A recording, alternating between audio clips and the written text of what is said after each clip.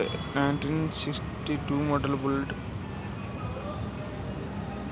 इसका ये पीछे का देखें, मीटर बॉक्स पीछे चक्का में है,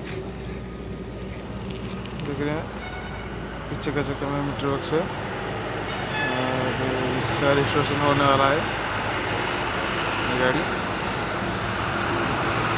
निकलिंग का काम होगा, इंजन काम होगा और कलर का काम होगा। जो कुछ भी चेंज करना पड़ेगा कस्टमर से बात करके हम लोग चेंज करके गाड़ी को नया बनाएंगे।